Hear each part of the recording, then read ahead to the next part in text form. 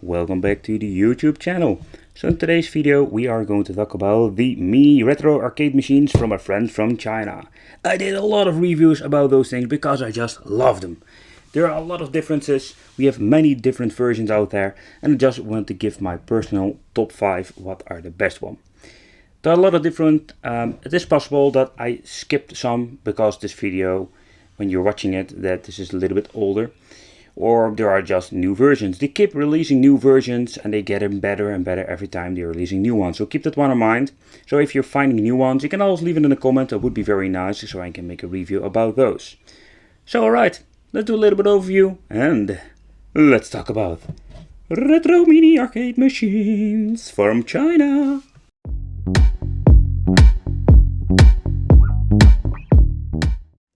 Alright, for number 5 I have chosen these cabinets, and the reason why too, because basically the internals are exactly the same, and I'm going to give you a closer look why. So the left one, the green one, has 188 in 1 or 188 homebrew 8-bit games. But the right one, the cabinet itself is a little bit bigger, but the games itself 248, all 8-bit homebrew games. The menu on the right one, or left one, depends how you want to see it. It's a little bit different, but the games itself are exactly the same. Okay, let's search for the games. It doesn't start. Oh, you need to press the A button. But you can see exactly the same games. I have an idea, the left one, the screen is a little bit bigger than the right one. But that is not something that I say, alright, that is a big positive thing that this thing needs to deserve another spot. So if you talk about the game quality, and they are all just 8-bit games. I can enjoy them. For example, this shoot 'em up, I really like it. But this is what you're going to get with a lot of these little mini arcade machines. It doesn't really matter how many games are on it. They are all homebrew games and sometimes a lot of crappy games and maybe some double. So, for example, the Action Portable Mini Arcade had exactly the same games. So that's the reason why I share number 5 with these two cabinets. Keep in mind, it doesn't matter. I did a review about a lot of the cabinets with all the same games. Then we're going to get which cabinet is better. The other one has a little bit bigger screen, the other one has a bigger cabinet, but at the end they are exactly the same.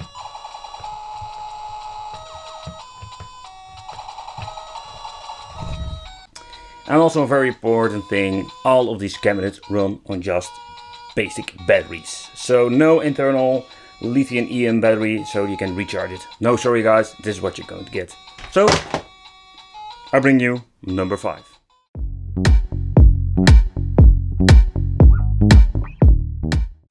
So for the number 4 I am putting these cabinets, and the reason why is not because they look very nice. No, yeah, they look very nice, but that is not the point. This is what we call the 16-bit homebrew games. But alright, so the casing itself, I really like it. I think these are very cool. Especially the left one, it's very nice. But if you look at the layout, it's all got a D-pad, A-B button, start select, and then the reset button. And so far I can see, this time the measurements of the screens are exactly the same. These have mono speakers and both work on batteries. No rechargeable power pack inside. So even with these two cabinets we have a little size difference if it comes to the LCD screens. I love the background sound. It's more like this old elevator music.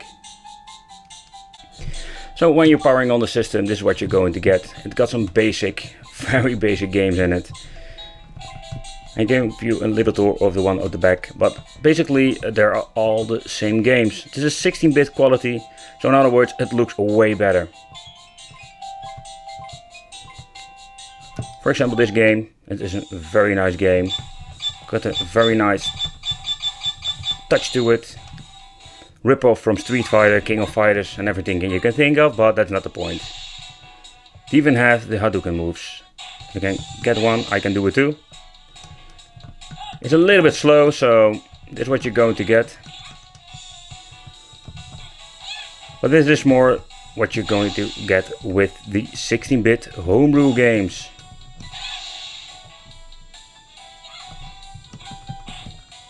I'll do a little quick look with the 201. But again, the reason why I'm giving this shared number 4 to the 16-bit homebrew versions. As you can see, a lot of the same stuff. Action. Crazy fighters, but this is a totally different game by the way. Let me guess, shoot 'em up.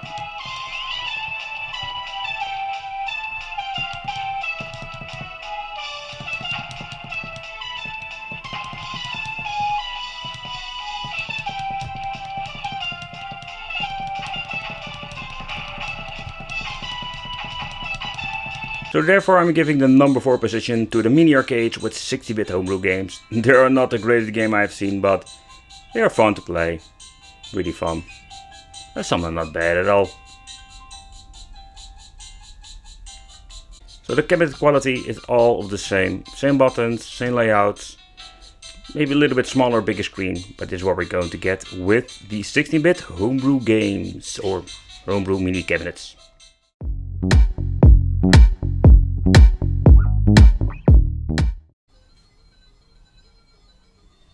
For the number 3, I'm giving this spot to the 2-player classic arcade. I did a review a very long time ago, and I must say this cabinet, I think this is one of the unique versions. It's an 8-bit system. I'm going to give you a little tour, but you can add a TF card here at the side. So that is something that is very unique. You can play with 2 players.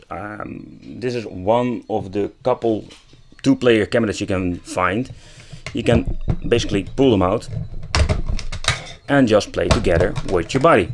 So that is a feature that is very cool, and the cables are pretty long. There is no normal on and off switch with this thing. There's only this button that you can hold for powering off the system. Both players have a joystick, AB, select and start. And here to the right we're having the volume control. They just push and oh my god, this thing goes loud. 3 settings, that's what we're going to get. At the back, I hope you can see it, but here we can find the speaker. If you're going to turn it around a little bit and pull out this little cover, you can see it works on 3 AAA batteries. There is no, I'm guessing there is a preparation for a power pack, but I see there are no connections for it. So that's a little bit of a bummer. I like to point out that the TF game card is a really cool add-on. You can add original game, but they really run horrible, and it is not 100% compatible with all the 8-bit NES library. So I just wanted to say that. So there are a lot of homebrew games on this thing. Let's go, for example, the arcade.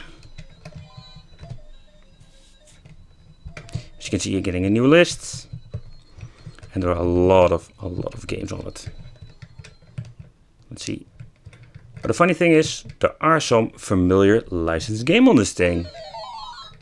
And that's something you don't see very often with all the other versions. Oh, sorry, I paused the game. And the games are running not bad at all. There is no TV out function on this thing, so keep that one in mind. There's no way to plug it into your television and just use this thing like in console. That would be a very nice add-on to this thing. But again, it works on battery, so you can play for, let's say, a couple of hours before your battery runs dead. And it's very important what kind of batteries are you using. Because you're using cheap batteries, they will not last very long. So I think this thing deserves the number 3 spot. 2-player, you can add more games, and that's something you don't see very often. 2-player, you can pull them out, so it's playable for 2 players. So there are some pros and cons on this thing, but this is what you're going to get. Number 3 position. Alright, let's go further with the list.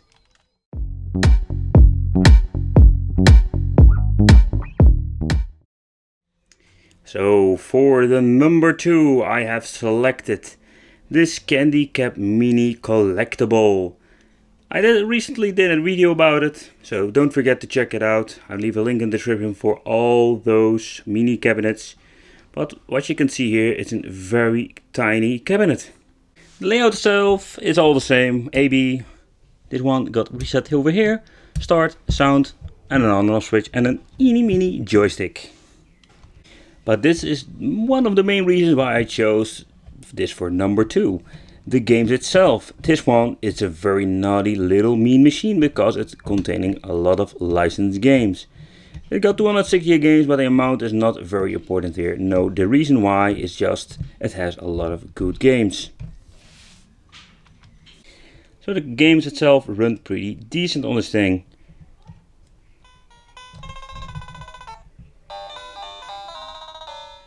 Oh yeah, indeed.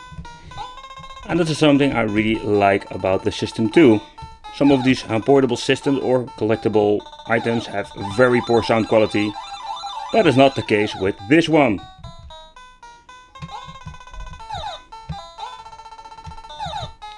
Even for this tiny joystick, the controls are very good.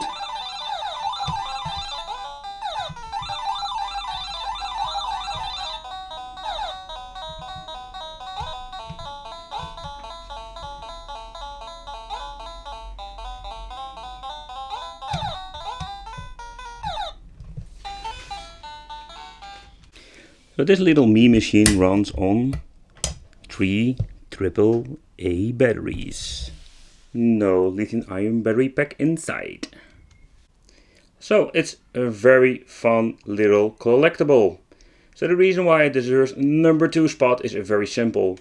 I like the design, it got a very nice screen, good collection of games, very good sound, and this thing is freaking cheap. It's the cheapest of all these little me machines. I think this one goes around, let's say, $10. So compared with the other one, that is pretty damn cheap for the money. So for the money, we can't complain.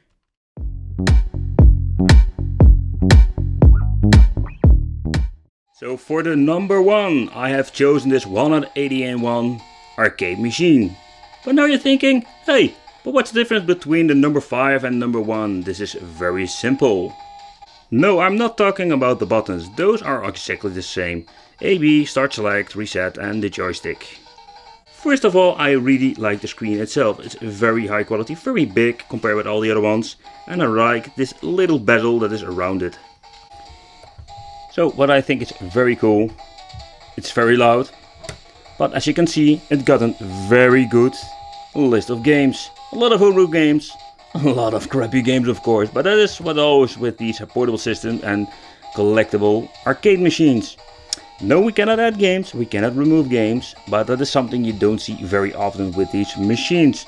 You're going to get stuck with the games that you're having on this one. But in overall, very nice games. The emulation itself, it's not the best like all the other ones. Okay, let's play the game Mappy, for example. It sounds pretty nice. Very good controls. Very loud.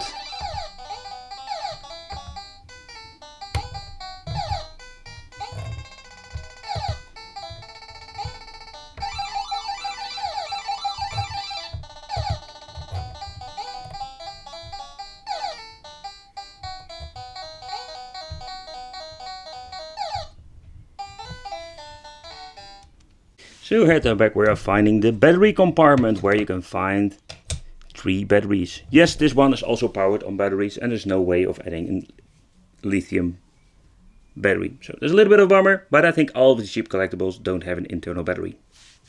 So that concludes this list of the top 5 mini arcade machine. I hope you really enjoyed it. And if you have seen some arcade machine that I didn't mention in this video, you can always leave it in the comments. Let me know what you think of the list. And yes, there are a lot of great systems out there, but these are very cool. And for the money, we can't complain.